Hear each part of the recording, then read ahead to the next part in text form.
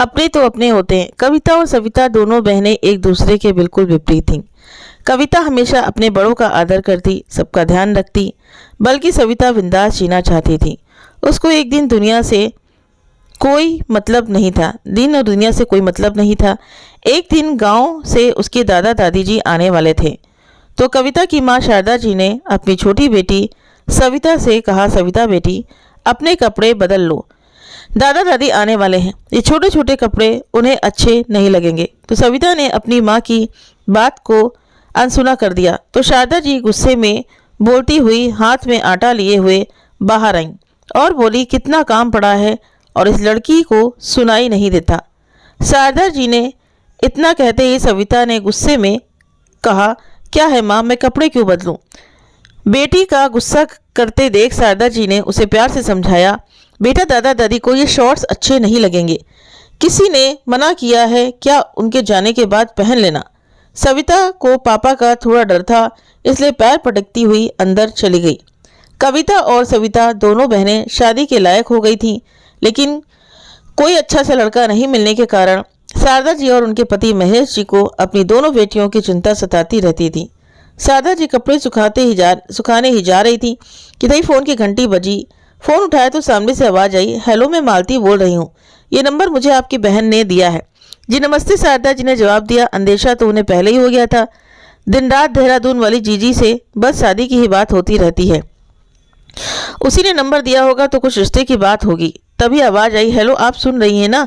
जी हाँ मैं सुन रही हूँ। शारदा जी की आवाज़ सुनकर आगे से मालती ने कहा, जी मैंने आपकी बेटी कविता के लिए फ़ोन किया है, हमें कविता पसंद है, हमने उसे आपकी बहन के बेटे की शादी में देखा था। मेरा बेटा भी इंजीनियरिंग कॉलेज में लेक्चरर है, अगर आपको इतराज़ ना हो तो हम मिलना चाह रहे थे। जी जरूर, मैं महेश मतलब कविता के पापा से बात करके बताती हूँ। खुशी के मारे तुरंत शारदा जी ने महेश जी को ऑफिस में ही फ़ोन कर दिया और सारी बातें बताते हुए बोली, महेश लड़का अच्छा है, जल्दी ही बुलाना होगा। हाँ हाँ आकर बात करता हूँ, अभी व्यस्त हूँ। तो शारदा जी ने देहरादून वाली जीजी से घर परिवार और लड़के के बारे में पूछा तो उन्होंने बताया कि बहुत भले लोग हैं, रिश्ता छोड़ना नहीं, रविवार के दिन लड़के वाले मिलने के लिए आ गए। तो लड़के की माँ मालती जी ने कहा, ये हमारा बेटा संजय और ये छोटा बेटा मुकेश है। कविता तो उन्हें पहले से ही पसंद थी। तो लड़के की माँ ने कहा कि एक बार दोनों बच्चों को भी अकेले में बात करने देते हैं। हाँ हाँ क्यों नहीं, कहते हुए शारदा जी ने दोनों बच्चों को अंदर भेज दिया। तो संजय ने कविता से बस एक ही बात कही कि मेरा संयुक्त परिवार है और मैं अपने परिवार को बहुत प्यार करता हूँ, तो मैं यही चाहता हूँ कि आप भी मेरे परिवार के साथ ऐसे ही अच्छे से रहो। आपको बहुत प्यार मिलेगा और मुझे कुछ नहीं कहना, आपको कुछ पूछना हो तो पूछ सकती हो। तो कविता ने कहा कि मुझे भी बड़ों के साथ रहना बहुत पसंद है, मुझे इस रिश्ते से कोई इतराज नहीं है। दोनों तरफ से रिश्तों के लिए हाँ हो गई। तो मालती जी ने शारदा जी को मिठाई खिलाते हुए कहा, मेरा बस चलता तो मैं अपने छोटे बेटे मुकेश की शादी भी आपकी छोटी बेटी सविता से कर देती।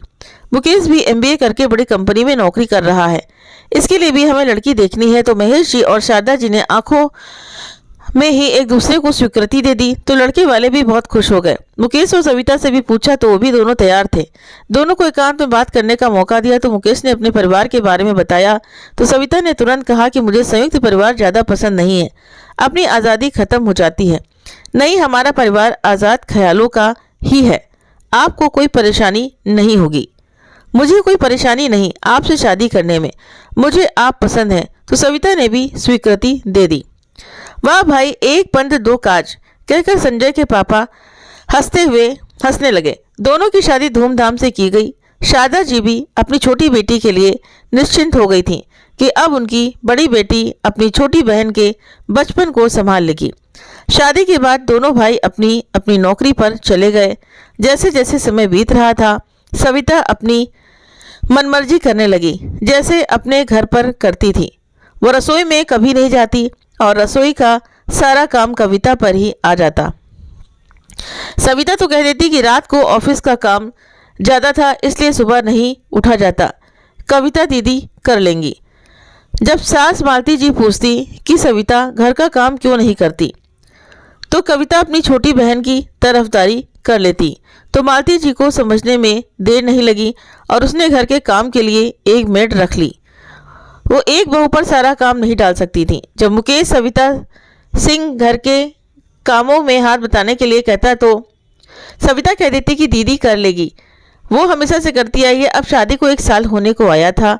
अब तक दोनों बहनों के व्यवहार का अंतर सबको समझ आ चुका था, पर परिवार में उलझने ना हो इसलिए बात को बढ़ाते नहीं थे। लेकिन सविता की मनमानी तो बढ़ती ही जा रही थी। एक दिन वो शॉर्ट्स पहनकर आई तो कविता ने समझाया कि हमारा मायका नहीं है, ससुराल है, यहाँ ये सब नहीं चलेगा। तो कविता की बातें अब सविता को चुभने लगी थी।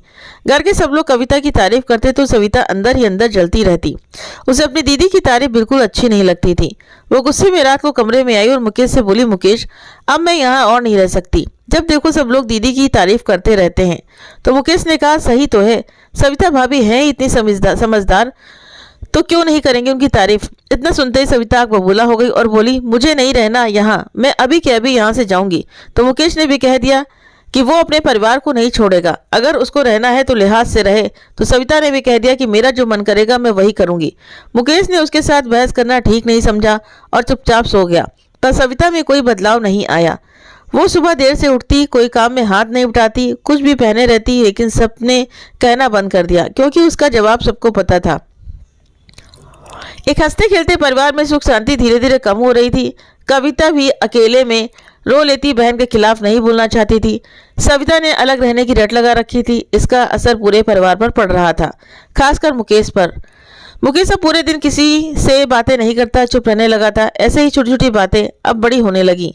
अगले दिन घर में पूजा थी तो मालती जी ने सबको कह दिया कि कल सब लोग छुट्टी ले लेना और सुबह जल्दी से उठना, पंडित जी जल्दी आएंगे।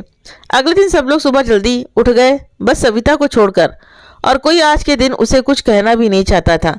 सबने सोच लिया था कि क्यों बेकार में बहस करके अपना समय बर्बाद करना। जब सविता उठी तो घर के सब लोग काम में व्यस्त थे। उसने शांताबाई को आवाज़ लगाई, कोई आवाज़ नहीं मिलने पर वो खुद ही रसोई में आ गई। नाश्ता कहाँ है दीदी? कविता की तरफ देखते हुए सविता ने कहा। तो कविता ने झुंझला कर बोली, सविता तुम बच्ची नहीं हो, पता नहीं आज घर में पूजा है, प्रसाद और पंडित जी का खाना भी बन रहा है, इससे पहले नहीं दे सकती। तुम्हारी चाय और ब्रेड भेज दिए थे तुम्हारे कमरे में, बाकी सब पूजा के बाद खाएंगे। तो सविता बिना कुछ कहे ही कमरे में चली गई। बस घर के ही लोग थे पूजा में, किसी बाहर वालों को नहीं बुलाया था, बस सविता के मम्मी पापा को ही बुलाया था, वो भी आ गए थे। पूजा शुरू हो गई। आधी पूजा होने के बाद सविता पूजा में आई तो सबको बुरा लगा पर कोई नहीं बोला। पूजा पूरी होने के बाद पंडित जी भोजन करके चले गए। जब सब लोग एक साथ खाना खाने बैठे तो सविता ने सबसे कह दिया कि वो अपने पति के साथ अलग घर में रहेगी। तो मुकेश ने चौंकते हुए कहा, ये तुम क्या कह रही हो सविता, मैं इस घर से कहीं नहीं जाऊंगा। तो सविता ने गुस्से में कहा, तुम क्यों जाओगे मुकेश, तुम्हें कोई परेशानी थोड़ी है। पास में बैठे सविता के मम्मी पापा ने सविता को चुप रहने का इशारा किया, पर सविता को तो जैसे आज फैसला सुनाना था। तभी सविता की मां शारदा जी ने कहा, सविता बेटी, तेरी दीदी भी इसी घर में है, उसे तो कोई परेशानी नहीं है, फिर तुझे क्यों? तो सविता बोली, दीदी को क्या होगी परेशानी, उसकी तो तारीफ होती है ना, लाडली बहू जो है इनकी। पता नहीं क्या क्या बोले जा रही थी सविता। चुप हो जा सविता, बड़ों का लिहाज कर। तो सविता ने जोर से कहा, मुझे नहीं रहना इतने बेकार घर में। इतना कहते ही शारदा जी ने जोर से एक चाटा सविता के गाल पर जड़ दिया। सबकी चुप्पी छा गई। शारदा जी ने गुस्से से कहा, चुप हो जा, कितना अच्छा परिवार मिला है तुझे, पर तूने इसे नरक बनाकर रख दिया है। अच्छा होता तेरी शादी इस घर में ना करते, आज़ादी थोड़ी ही अच्छी होती है, ज़्यादा से जिंदगी बर्बाद हो जाती है। माँ की बात सुनकर सविता का गुस्सा 7वें आसमान पर चढ़ गया। उसने कहा, मैं ये घर छोड़कर जा रही हूँ। मुकेश तुम चल रहे हो या नहीं?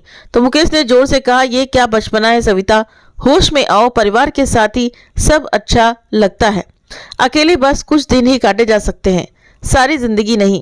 तुम्हें तो कोई रोकता भी नहीं है, तुम अपने मन की तो करती हो। सब मनाने लगे।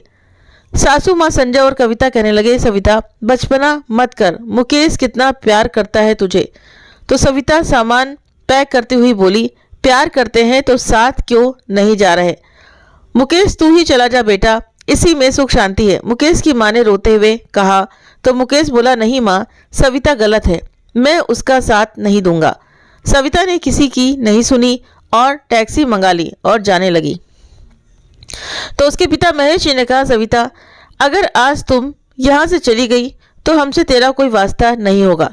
सविता ने किसी की एक ना सुनी और सबको रोता हुआ छोड़कर चली गई। उस समय सविता को कोई भी अच्छा नहीं लग रहा था और अपनी कंपनी की दूसरी शाखा में चले जाने का विचार कर लिया। आज़ादी से जीना चाहती थी ना, रिश्तों की टोका टोकी, जो मर्जी खाऊं जो मर्जी हो पहनूं, वही सब किया सविता ने। सब घर वाले याद करके रो लेते थे। ऐसे ही समय ने करवट ली। संजय और कविता के एक बेटा और एक बेटी हो गए। 2 बच्चों के आसपास सबकी दुनिया चलने लगी। सविता ने 4-5 साल तो आज़ादी से जी, पर अब जब वो किसी सहेली को घर बुलाती तो सब मना कर देती। नहीं सविता, आज इतवार है, सब घर में है आ नहीं सकती, या आज परिवार के साथ बाहर जा रहे हैं। अब सविता को खालीपन लगने लगा। अकेले कुछ नया बनाती तो ना कोई तारीफ करने वाला था और ना ही हंसी मजाक में कमी निकालने वाला।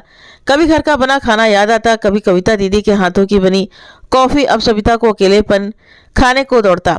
पापा मम्मी की डांट भी याद आ रही थी, पर अब वो बहुत दूर गई। उधर घर में एक उदासी मुकेश को देखकर लगती, पर सब लोग संजय और कविता के बच्चों के प्यार में उलझे रहते। सविता की कंपनी ने उसको किसी काम से उसी की पहली शाखा में ट्रेनिंग के लिए भेज दिया। सविता के मना करने पर भी वो लोग नहीं माने। मजबूरी में उसे अपने शहर वापस आना पड़ा। उस सड़क पर आते ही उसे अपने वो रास्ते याद आने लगे जहाँ कविता दीदी के साथ घूमती थी, वो बाजार जहाँ मुकेश के साथ शर्त में बहुत सारे पानी पूरी खा जाती थी, होटल में जहाँ रुकी थी। डर लग रहा था नीचे जाऊंगी तो कोई अपना ना मिल जाए, और मन भी था कि काश सबकी एक झलक मिल जाए। 15 दिन रुकना था, कब तक घर वालों से डर कर कमरे में बंद रहेगी। यही सोचकर सविता डिनर के लिए नीचे होटल में आई तो किसी जानी पहचानी सी आवाज़ ने उसके बढ़ते कदम रोक दिए। दिल जोर से धड़क रहा था। शीशे के पीछे से आवाज़ आ रही थी, रुक जा शैतान बच्चे। जैसे ही सविता ने मुड़कर देखा तो कविता दीदी और सब परिवार हंस रहे थे और मुकेश किसी बच्चे के पीछे भाग रहा था और कह रहा था, रुक शैतान, वो मेरे सब अपने हैं। सविता के दिमाग में बिजली सी दौड़ गई कि दौड़कर सबसे मिल लूं। आंसू रुक नहीं रहे थे। ये क्या हो गया मुझे? मैं ये सब क्यों सोच रही हूँ? मैंने ही तो छोड़ा था इन्हें, अब किस मुंह से जा सकती हूँ? मम्मी पापा भी आए हुए हैं, कितने कमज़ोर हो गए हैं दोनों। क्या तबीयत ठीक नहीं रहती? कविता दीदी बिल्कुल नहीं बदली, जीजू भी वैसे ही हैं। दीदी के गोद में एक बच्चा लड़की है। अरे ये कविता दीदी की बेटी कितनी प्यारी है। मतलब कि मैं मासी बन गई। ओहो, जोर से गोदी लेने का मन कर रहा है। पता नहीं क्या नाम रखा होगा। मैंने दीदी को कहा था जब आपकी बेटी होगी तब मैं उसका नाम नायरा रखूंगी, पर वो मुझसे नफरत करती होंगी। क्यों रखेंगी मेरे मन का नाम? यही सब सोचते हुए अचानक सविता को लगा कि कोई देख ना ले, इसीलिए पीछे छुप गई। मुकेश को देखकर दिल में हुक सी उठी। मुकेश के साथ ये बच्चा, क्या मुकेश ने शादी कर ली? क्या ये बच्चा उसका है? सोच सोचकर ही सविता के आंसू रुक नहीं रहे थे। मुकेश की पत्नी क्यों नहीं दिख रही? बच्चा सुंदर है, सुंदर ही होगी। वो भी रोती हुई होटल के कमरे में आ गई। सारी रात दिमाग में वही सब घूम रहा था। सब खुश है मेरे बिना। डिनर के लिए भी सब लोग एक साथ आए थे। सोचते सोचते ही सविता की पूरी रात गुजर गई।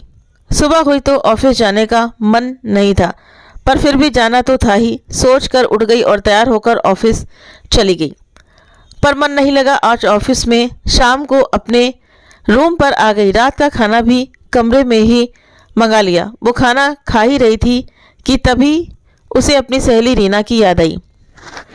घर के बारे में सब रीना से पता चल जाएगा। उसके मम्मी पापा तो हमारे घर के खास हैं।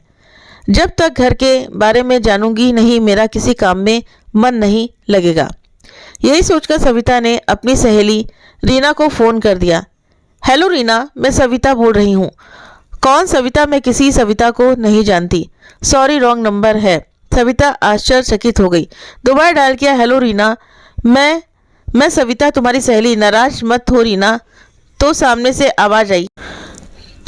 आवाज़ आई, मुझे तुमसे कोई बात नहीं करनी। ना तुम हमारे लिए कोई हो और ना हम तुम्हारे लिए। यहाँ तक कि तुम्हारे परिवार वाले भी तुम्हें भूल चुके हैं। रीना ने गुस्से में कहा। रीना ऐसा मत कहो, आज मुझे बहुत अकेलापन महसूस हो रहा है। मैं तुमसे मिलना चाहती हूँ। नहीं रीना, मुझे तुमसे कोई रिश्ता नहीं रखना। मिल लो बस एक बार, फिर कभी नहीं कहूँगी। सविता की आवाज़ में दर्द उभर आया। ठीक है, कल मिलते हैं, जहाँ हम अक्सर पहले मिलते थे। अगले दिन सविता सुबह कॉफ़ी शॉप पर पहुंची। रीना को देखते ही गले लगाना चाहा। रहने तो सविता, इसकी ज़रूरत नहीं है। रीना का स्वर रूखा था। घर में सब कैसे हैं? सविता ने पूछा तो रीमा बोली, क्यों आज इतना ख्याल कैसे आया घर वालों का? आज बहुत प्यार आ रहा है तुम्हें? नहीं रीना, एक भी दिन नहीं जाता जब तुम सबकी याद ना आई हो। रहने दे सविता ये सब। ये बताओ मुझे क्यों बुलाया है? कुछ नहीं रीना, कल सबको देखा तो पापा कमजोर लगे। ये कहकर सविता रोने लगी। आज तेरे चेहरे पर पछतावा दिख रहा है। काश ये पछतावा तूने तब दिखाया होता जब यहाँ से गई थी।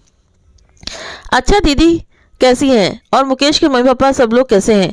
जब उनकी बहू उन्हें छोड़कर चली जाए तो क्या सही होंगे? कहते नहीं पर दिखता जरूर है। रीना ने कहा तो सविता रोते हुए बोली, कल मैं जा रही हूँ रीना, मुझे घर वालों की खबर देते रहना। मैं तेरा ये एहसान कभी नहीं भूलूंगी। माफ़ी मांगना चाहती हूँ पर अभी हिम्मत नहीं। कोशिश करूंगी कि जल्दी आकर माफ़ी मांगू। जानती हूँ कोई माफ़ नहीं करेगा क्योंकि मैंने बहुत दुख दिए हैं। अगले दिन सविता अपनी दूसरी शाखा में पहुंच गई, पर रह रहकर सबके चेहरे मन से नहीं निकाल पा रही थी। दिन प्रतिदिन सविता को घर वालों का चेहरा याद आ रहा था, उदास रहने लगी। एक दिन रीना का फोन आया। हेलो, मैं रीना बोल रही हूँ। रीना, तूने मुझे फ़ोन किया, मुझे बहुत अच्छा लग रहा है।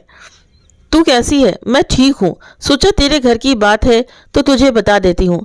हाँ बोलना, सब ठीक तो है ना घर पर? सविता ने पूछा तो रीना बोली, कल मैं तेरे घर गई थी, वहाँ बातों में पता चला कि तेरी सास बीमार है, अस्पताल में है। क्या हुआ मम्मी जी को? सविता, उन्हें किडनी की ज़रूरत है और सब घर वाले किडनी देने को तैयार हैं, पर कुछ ना कुछ परेशानी है, किसी की नहीं दे सकते, डोनर नहीं मिल रहा है। रीना की बात सुनकर सविता ने कहा, रीना मुझे तू उस डॉक्टर से मिलवा दे, शायद ये पश्चाताप का एक रास्ता हो, मेरा कुछ मन हल्का हो जाएगा अगर मैं उस घर के काम आई। मैंने बहुत दुख दिए हैं उस घर को, पर ये किसी को बताना नहीं। अगले दिन सविता वहां पहुंच गई जिस हॉस्पिटल में उसकी सास एडमिट थी। रीना डॉक्टर से मिली, सविता के कुछ टेस्ट कराए तो डॉक्टर ने हाँ कर दी। सविता को भी 3-4 दिन तक हॉस्पिटल में एडमिट रखा। उसकी सास का भी ऑपरेशन सफलतापूर्वक हो गया। सविता ने डॉक्टर से अपना नाम गुप्त रखने को कहा। एक हफ्ते बाद सविता अपने शहर आ गई। मुकेश के घर वाले डोनेट को धन्यवाद देना चाहते थे, पर डॉक्टर ने बहाना बना दिया कि वो चले गए। इधर सविता ने अपनी सास की तो जान बचा ली, पर खुद किडनी देने के बाद बीमार रहने लगी। एक दिन वो ऑफिस में ही चक्कर खाकर गिर गई। उसके साथ वालों ने उसे अस्पताल में एडमिट करवाया। होश आते ही सविता ने अपनी सहेली रीना के पास फ़ोन किया और कहा, रीना मैं अस्पताल में एडमिट हूँ। तो रीना उसी शाम अस्पताल पहुँच गई और सविता के मम्मी पापा को फ़ोन करके सविता की तबीयत के बारे में बताया। तो पहले तो सविता के मम्मी पापा ने मना कर दिया कि उसका सविता से कोई वास्ता नहीं है, पर अंदर ही अंदर बहुत दुखी थे, आखिर बेटी थी वो उनकी। तभी रीना ने कहा, मैं सविता के पास ज़्यादा दिन तक नहीं रुक सकती और यहाँ कोई नहीं उसका ध्यान रखने वाला। अंकल प्लीज़ इंसानियत के लिए आ जाइए।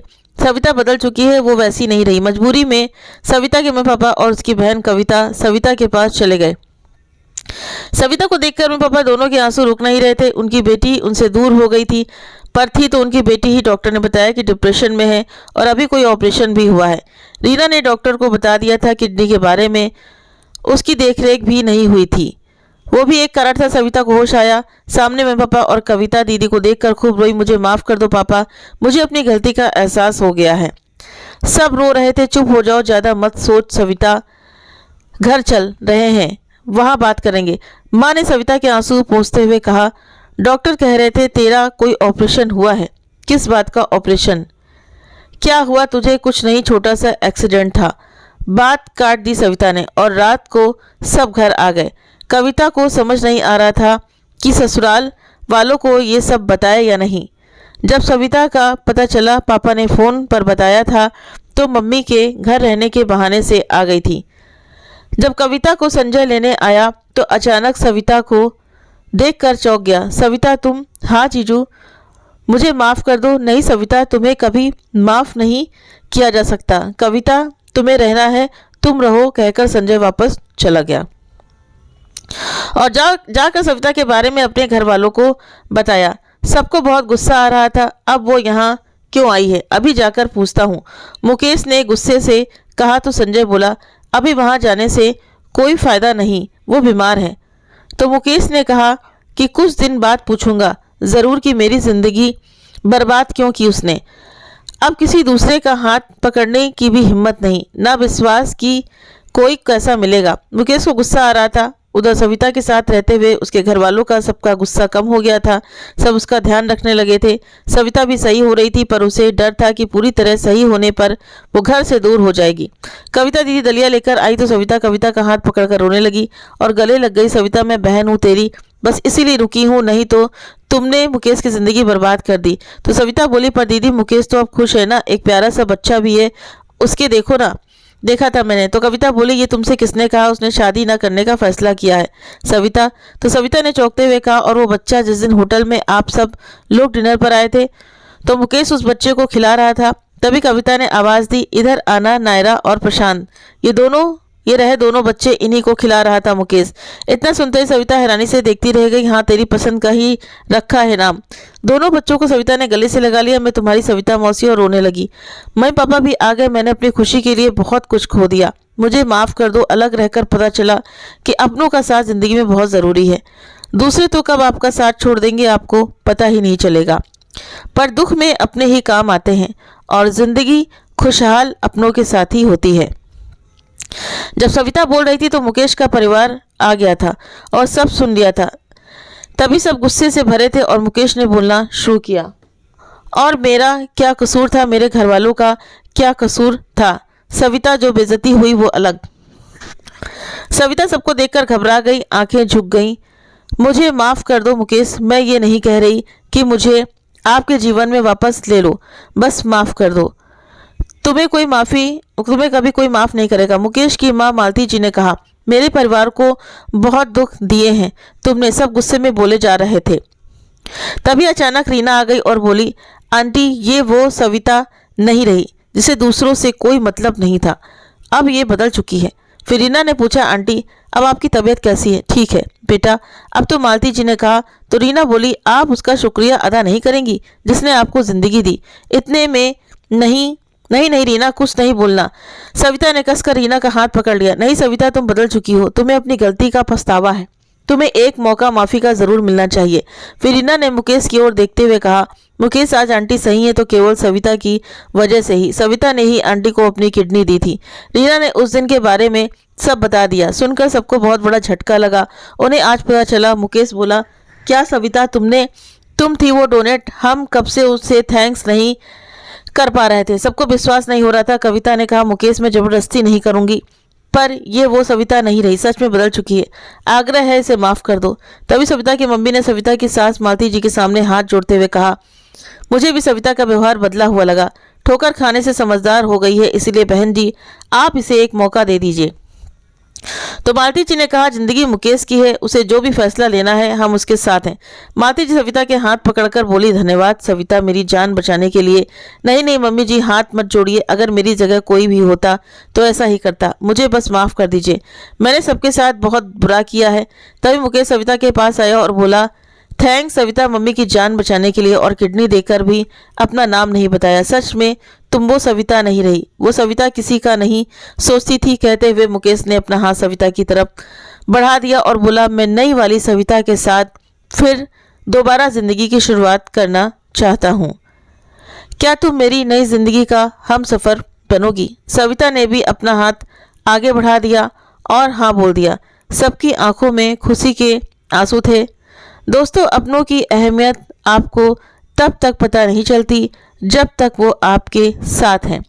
जब वो आपके पास नहीं होंगे तब आपको उनकी कमी महसूस होगी और तब तक बहुत देर हो चुकी होगी। जीवन में अपनों का साथ होना बहुत ज़रूरी है। अगर आपको ये कहानी पसंद आई होगी तो वीडियो को ज़रूर से ज़रूर आप शेयर कीजिए। आप अपने कमेंट करके ज़रूर बताइए, वीडियो को लाइक करिए और शेयर भी करिए और हमारे चैनल को आप सब्सक्राइब करना ना भूलें। मिलते हैं आप सभी से नेक्स्ट वीडियो में। Thank you.